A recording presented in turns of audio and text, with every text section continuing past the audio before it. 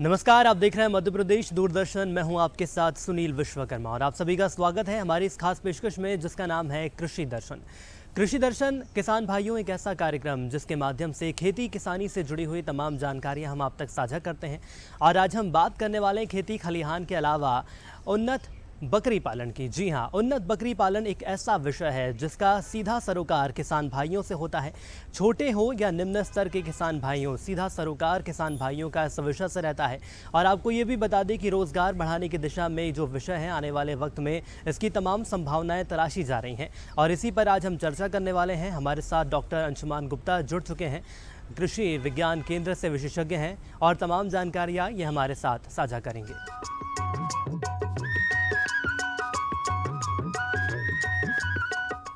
कृषि दर्शन कार्यक्रम में एक बार फिर से आपका स्वागत है। नमस्कार, मैं हूं धर्मेंद्र वर्मा और आप देख रहे हैं दूरदर्शन मध्य प्रदेश। यूँ तो हमेशा से ही किसान भाइयों के लिए हम समय समय पर उपयोगी जानकारियां इस कार्यक्रम के माध्यम से उन्हें देते रहते हैं।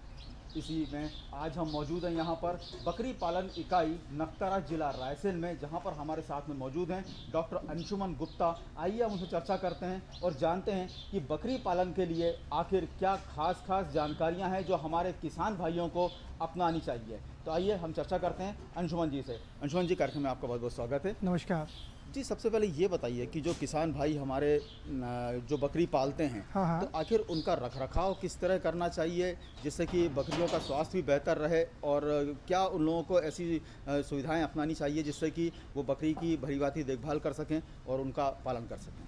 बहुत अच्छी बात पूछी।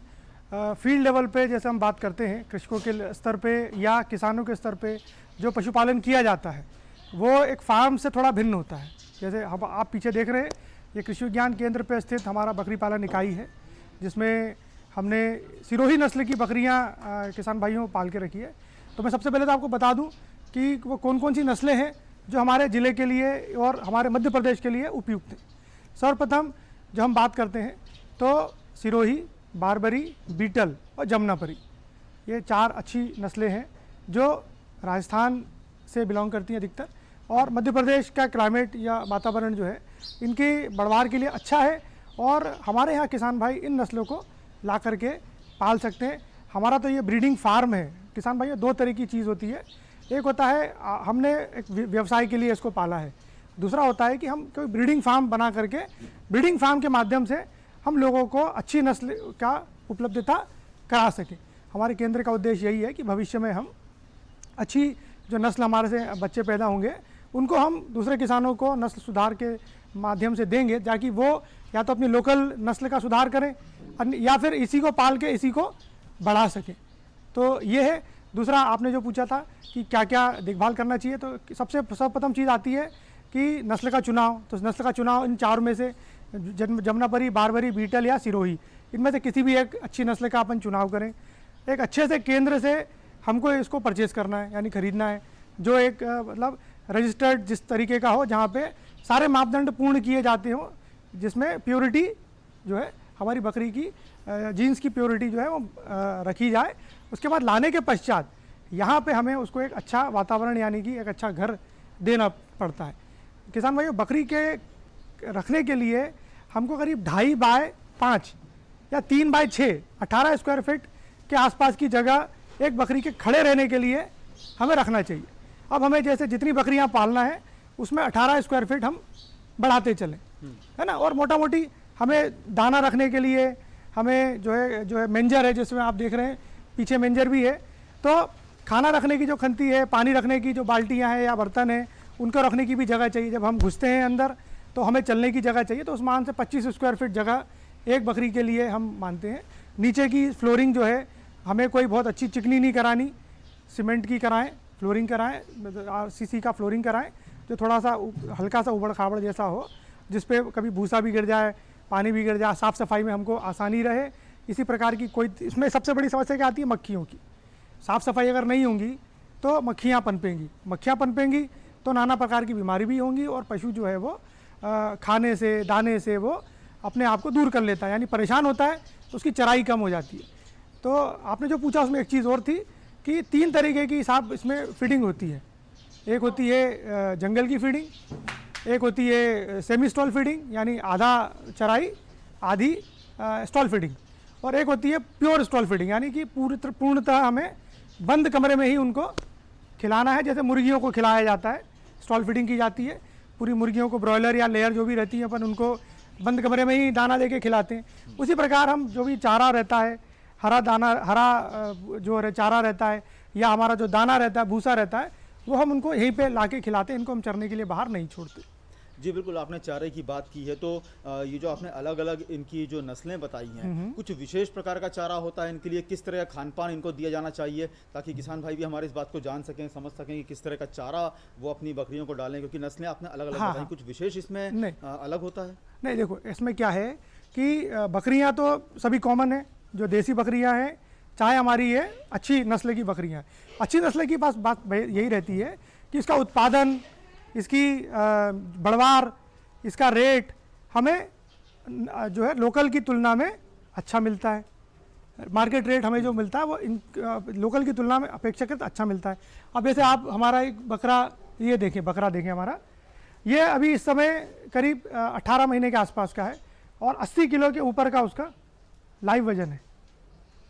तो अगर हम देसी बकरे की बात करते और ब्रीडर बकरा यानी ब्रीडिंग के पर्पज़ के लिए हमने इसको रखा हुआ है, इसको हमने कैस्ट्रेट यानी खस्सी नहीं किया है। किसान क्या करते हैं कि वेट बढ़ाने के लिए हम बकरे की कम उम्र पे खस्सी कर देते हैं। खस्सी करने से क्या होता है कि वो ब्रीडिंग से चला जाता है, लेकिन उसकी ग्रोथ तेज़ होती है, कम समय में वो ज़्यादा वेट गेन करता है। जनरली ब्रीडर बकरा इतना वेट गेन नहीं करता, लेकिन चूँकि नस्ल बहुत अच्छी है इसलिए ब्रीडर ने भी इतना वज़न वो ले लिया है। बकरियाँ भी अच्छे वज़न की हैं, मतलब 25 से 30 किलो के ऊपर की बकरी है, तब जाके ब्रीडिंग के लिए ये तैयार होती है। ये है जो आपने पूछा। खान पान में कोई अंतर नहीं है, बस ये है कि हम इनको दाना अलग से देते हैं, तो दाना जो है वो स्पेशल रहता है। बिल्कुल, पशुपालन जब भी हम करेंगे तो जाहिर सी बात है बीमारियां भी होती हैं पशुओं को, तो उनके लिए क्या खास उपाय हैं कि किस तरह के टीके लगवाए जाएं बकरियों को जिससे कि ये बीमार ना पड़ें, सुरक्षित रहें, इन्हें किसी तरह की बीमारियां ना हों? बीमारियों के लिए तो किसान भाइयों टीका ही सर्वश्रेष्ठ है। अंग्रेजी में कहावत है prevention is better than cure, यानी बीमारी को आने के पहले ही उसको समाप्त कर दिया जाए। जैसे हम इंसानों में हम पोलियो की दवा पीते हैं और पोलियो से बचे रहते हैं, उसी तरीके से और भी टीके लगते हैं, पशुपालन में भी टीके लगते हैं। बकरियों में 3 टीके बहुत अत्यंत महत्वपूर्ण होते हैं, जिसमें एक सबसे सर्वप्रथम आता है FMD का टीका, फूट एंड माउथ डिजीज़, यानी कि रोगा, खुरपका, मुँह पका, जिसको हिंदी में 2-3 नामों से जाना जाता है। जिस जगह पे जिस नाम से जाना जाए, तो रोगा या FMD, इसका टीका जो है हमको बकरियों को लगाना है जब हमारा अक्टूबर-नवंबर का ये समय चलता है, ठंड का समय। बीमारी आती है जनरली फरवरी-मार्च के आसपास में, तो इसका टीकाकरण का कार्यक्रम अभी अक्टूबर-नवंबर बरसात के बाद हम लोग करते हैं। चाहे तो साल में 2 बार भी कर सकते हैं, परंतु अगर बकरी फार्म पे मेंटेन है, ज़्यादा घूमना फिरना नहीं है उनको, तो हम साल में 1 बार FMD का टीका लगवाते हैं। एक तो ये बीमारी FMD बड़ी घातक बीमारी है जिसमें पशु के जवान पे, खुर पे, थनों पे फुंसियाँ हो जाती है और इतनी ही फुंसियाँ उसके शरीर के अंदर भी हो जाती है। तो उससे क्या होता है कि ये फुंसियाँ जो रहती हैं उसमें ये फटती हैं, पानी निकलता, मवाद निकलता, उसमें मक्खियाँ बैठती हैं, तो इसमें सेकेंडरी रोग हो जाते हैं, बैक्टीरियल या वायरल रोग सेकेंडरी हो जाते हैं।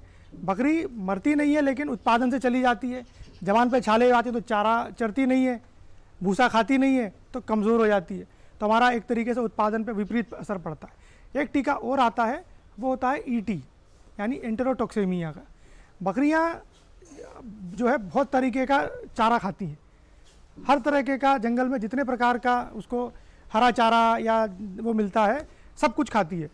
इसमें कई बार क्या होता है कि कुछ जहरीली वस्तुएं भी खा लेती है, तो उससे एंटेरोटॉक्सेमिया होने की संभावना रहती है। कई बार क्या होता है किसान भाइयों, हम भूसा संभाल के रखे हैं, भूसे पे पानी लग गया, उसमें एस्परजिलोसिस नाम का एक फंगस लग जाता है, वो टॉक्सीमिया कॉज कर देता है, यानी जहर फैला देता है। तो उस टॉक्सीमिया से बचने के लिए भी और अन्य जो जहर उसके बॉडी में जाते हैं, इसलिए हम ET का टीका लगाया जाता है। इसके बाद एक टीका लगता है PPR का, निमोनिया। PPR का टीका लगता है किसान भाइयों, ये ET का टीका तो हम कभी भी लगवा सकते हैं साल में, है ना। PPR का टीका भी बरसात के पहले लगाया जाता है, क्योंकि बरसात में हवा नम ठंड रहती है, इसके कारण बकरियों में निमोनिया की संभावनाएं बढ़ जाती हैं, और बकरियों को निमोनिया से बचाने के लिए हमको PPR का टीका लगवाना चाहिए। तो ये 3 टीके मुख्यतः लगाए जाते हैं, जिससे कि हम बकरियों को जो सामान्य बीमारियां हैं, बैक्टीरियल वायरल बीमारियां हैं, इनसे उनको हम बचा सकते हैं। आपने जो ये टीकों के बारे में बताया है, कुछ बकरियों को सामान्य बीमारियां भी होती हैं, उसके बारे में थोड़ी सी जानकारी दीजिए हमारे किसान भाइयों को। हाँ बिल्कुल, किसान भाइयों, टीके की बात तो हो गई। सामान्य 2-4 बीमारियां भी होती हैं, जिसमें सबसे सर्वप्रथम होती है दस्त। बकरियों को दस्त बहुत तेज़ लगते हैं, कई बार खाने के कारण, चारा दाना बदलने के कारण या पानी खराब होने के कारण जो है दस्त की संभावना बढ़ जाती है। ऐसे में दवाइयाँ आती हैं, बाज़ार में उपलब्ध है, पशु चिकित्सक को दिखा के। कुछ सल्फा ड्रग्स आती हैं, सल्फाडिमिडीन आती है, जिस तरीके से ग्वेनेडीन आती है, इस तरीके की दवा हम सल्फा ड्रग्स यूज़ करके, इस्तेमाल करके हम अपनी बकरियों को जो है इन तरह की दस्तों से बचा सकते हैं। इसके अलावा एंटीबायोटिक पाउडर फॉर्म में भी आता है, जिसको हम गुड़ में मिला करके 10-20 ग्राम दवा जो पाउडर फॉर्म में रहती है ना, जैसे टेरामाइसिन आती है, टेट्रासाइक्लिन आती है, ये बहुत पुरानी दवाइयाँ हैं लेकिन बहुत कारगर है आज की डेट में भी। तो ये हम गुड़ में मिला करके एक लड्डू जैसा बना देते हैं और इनको खिला देते हैं, तो इससे इनकी दस्त की संभावना हम बचा लेते हैं। दूसरी बीमारी होती है जो होती है खुजली की होती है। कई बार इनके शरीर पे जो है फंगस लग जाता है, जिससे खुजली हो जाती है।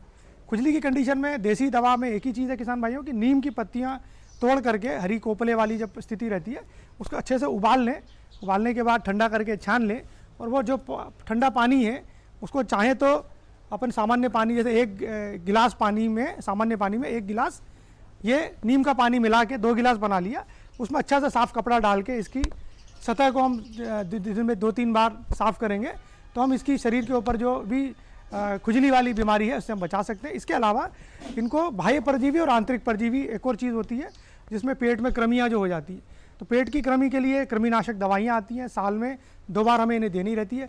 चूँकि बकरियाँ अधिकतर समय गर्भवती ही रहती हैं, क्योंकि साल में 2 बार इन्हें बच्चे देने रहते हैं, तो अधिकतर टाइम में गर्भवती रहती हैं, और गर्भदान के समय कृमिनाशक दवा देना एक जो है खतरनाक चीज़ रहती है। तो किसान भाई, देसी इलाज के अंदर उसमें हम चाहें तो चुटकी भर हींग गुड़ में खिला सकते हैं, अन्यथा बाँस की पत्तियाँ आती हैं, बाँस की पत्तियों को भी हम चॉप करके छोटा छोटा काट के इनके दाने में मिला दें, तो बाँस की पत्तियों से भी पेट की कृमियाँ का नाश किया जा सकता है। और जो नीम का हमने आपको बताया था प्रयोग, उससे हम बाह्य परजीवी यानी जो किल्ली, पिस्सू, जुएँ, मक्खियाँ इन पे लगे रहते हैं, उससे भी हम इनका बचाव कर सकते हैं। ये कुछ सामान्य बीमारियाँ हैं जो किसी भी बकरी के फार्म पे मतलब अपने को मिलती हैं।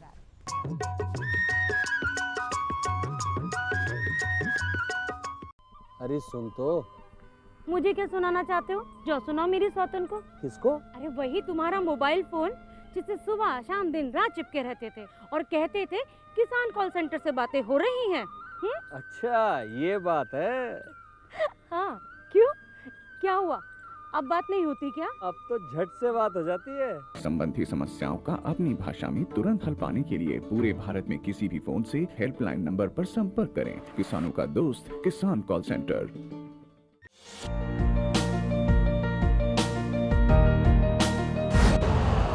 यूरिया का स्वदेशी उत्पादन 70 लाख टन बढ़ाने के लिए 6 उर्वरक संयंत्रों का उद्धार किया जा रहा है।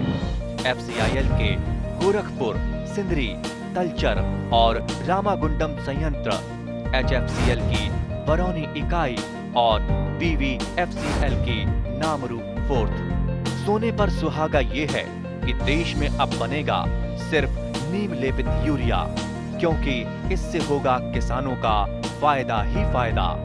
अनाज का उत्पादन 10% तक बढ़ेगा, बढ़ेगी 10 से 15% नाइट्रोजन क्षमता।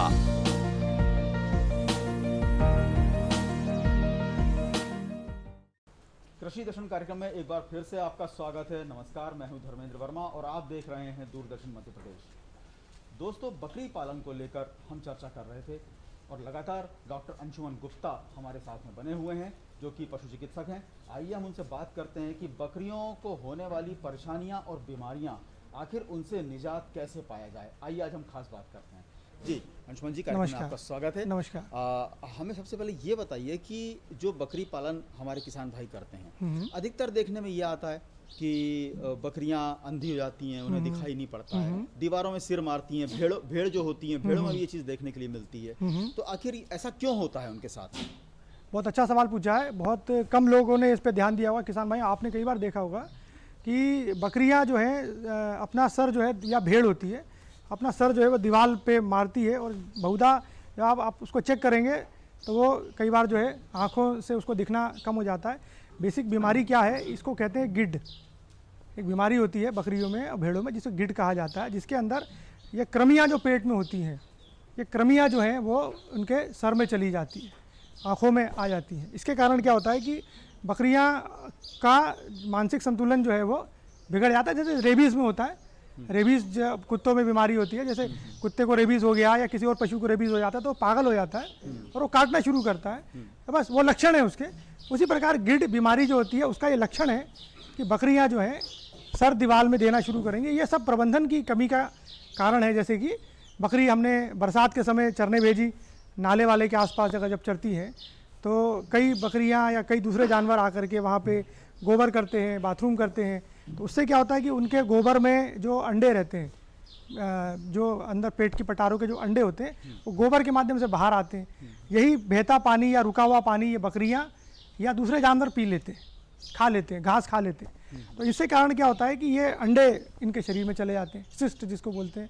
अब ये अंडे जाने का लार्वा बनेगा, लार्वा के बाद कृमि बनेगी, धीरे धीरे कृमि, हर कृमि का एक स्थान होता है साहब, किसान भाइयों, हर कृमि का स्थान होता है। कोई कृमि हृदय में जाती है, हार्ट वर्म बोलते हैं, कोई कृमि लीवर में जाती है, लीवर वर्म बोलते हैं, कोई फेफड़े में जाती है, कोई आँखों में जाती है और कोई ब्रेन में जाती है। जो ब्रेन में जा रही है, जो सवाल पूछा आपने, जो ब्रेन में जा रही है उससे गिड नामक बीमारी होती है। उसमें पशु जो है दीवार में अपना सर भेड़ते भेड़ते वो कई बार मतलब मरी जाएगा। खैर वो उसकी अंतिम वो तो है कि वो मरी जाएगा। अब ये तो बीमारी हो गई। अब इसका बचाव जो है आप पूछे, मैं बता दूं बचाव इसका। तो इसका बचाव यही है किसान भाइयों कि समय समय पर अपने पशुओं को कृमिनाशक दवा देनी चाहिए। कृमिनाशक दवा जो है बाज़ार में उपलब्ध रहती है। पशु चिकित्सा विभाग जो है हमारा स्टेट का, वो भी समय समय पर कृमिनाशक का कैंप चलाता है, कैंप लगाता है। तो उस कैंप के माध्यम से भी आप अपने पशुओं को कृमिनाशक दवा दे सकते हैं। और हमने पहले बताया भी है कि अगर देसी इलाज करना है तो समय समय पे हींग या बांस की पत्तियों का प्रयोग करके भी हम देसी इलाज से हम कृमियों का नाश कर सकते हैं। तो इस बीमारी से किसान भाइयों हम अपने जानवरों को बचा सकते हैं। बहुत बहुत धन्यवाद डॉक्टर साहब आपका तमाम जानकारियों के लिए। निश्चित तौर पर आपसे जानकारी लेकर हमारे किसान भाई भी इन्हीं तरीकों को अपनाएंगे और बकरी पालन इकाई जो जिस तरह से आपने बनाई है तो वो भी इसमें लाभ कमाएंगे। तो दोस्तों, ये थे डॉक्टर अंशुमन गुप्ता जिन्होंने आपको तमाम जानकारियाँ दी हैं। ऐसी ही तमाम जानकारियों के लिए हमारे साथ बने रहिए। फिलहाल इजाज़त दीजिए। नमस्कार।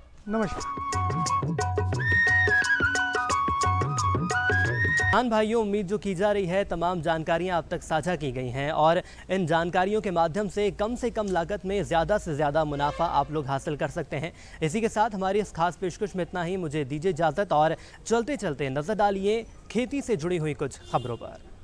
नमस्कार किसान भाई बहनों, खबरें खेती में आपका स्वागत है। मैं हूं अनुपमा सक्सेना। ये सबसे पहले नजर डालते हैं आज के प्रमुख समाचारों पर। सरकार कृषि क्षेत्र में निवेश के लिए प्रतिबद्ध। दलहनी फसलों में बीजोपचार करें, चने की उन्नत खेती, सरसों में उर्वरक प्रबंधन, प्याज एवं लहसुन को मृदु रोमिल से बचाएं, नवजात पशुओं के लिए संतुलित आहार। और अब खबरें विस्तार से।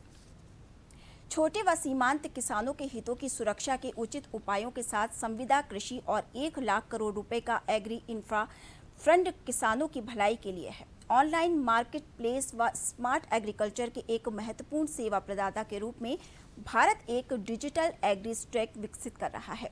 सरकार कृषि क्षेत्र को निवेश अवसर में बदलने के लिए वचनबद्ध है।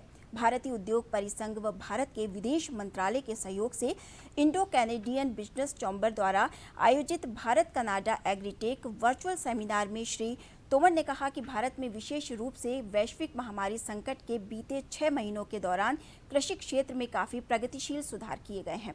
कृषि तकनीक क्षेत्र में भारत कृषकों को बीज वितरित। कृषि विज्ञान केंद्र जावरा जिला रतलाम द्वारा क्लस्टर अग्रिम पंक्ति प्रदर्शन दलहन रबी 2020-21 के अंतर्गत जिले के ग्राम जामुथन, चिकलाना, लसुलिया या नाथी एवं पिंगराला के कृषकों को चना की प्रजाति RVG 202 का बीज वितरण कर दलहन फसलों पर प्रशिक्षण आयोजित किया गया।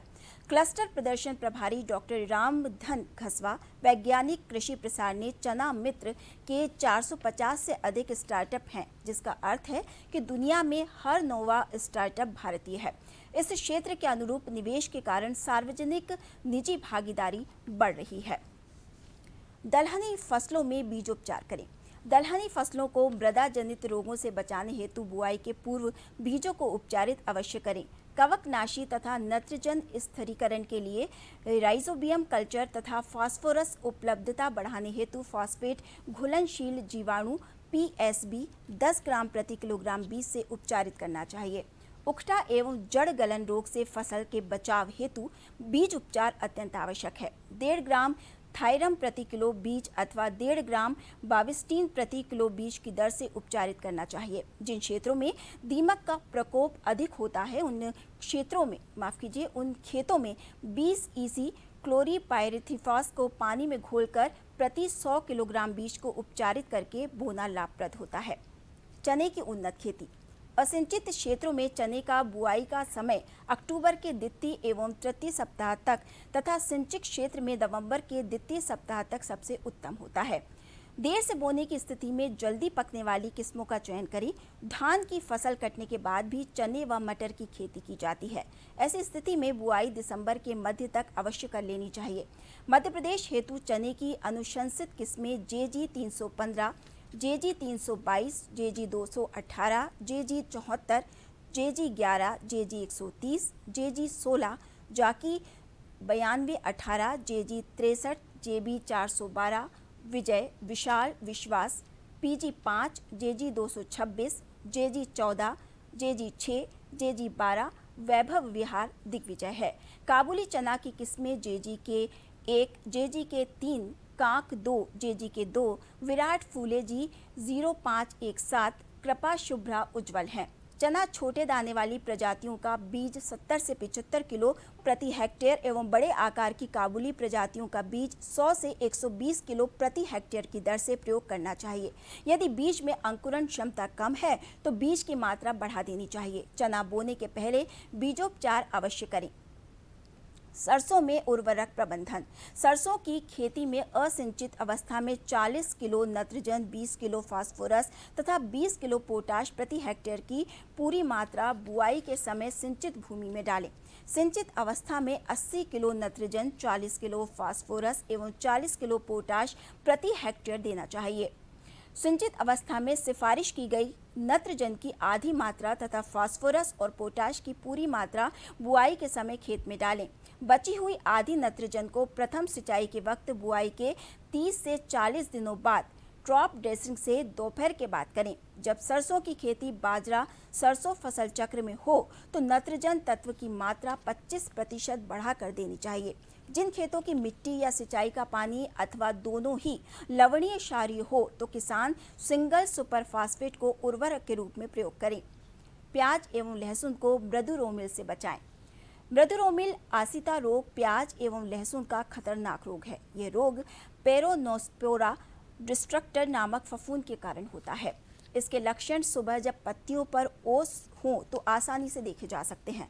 पत्तियों तथा बीज डंठलों की सतह पर बैंगनी रोएदार वृद्धि इस रोग की पहचान है। रोग की सर्वांगी दशाओं में पौधा बोना हो जाता है।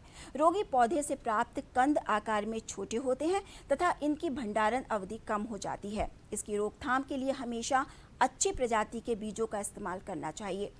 पौधों को लगाने से पहले खेतों की अच्छी तरह से जुताई करना चाहिए जिससे उसमें उपस्थित रोगाणु नष्ट हो जाएं।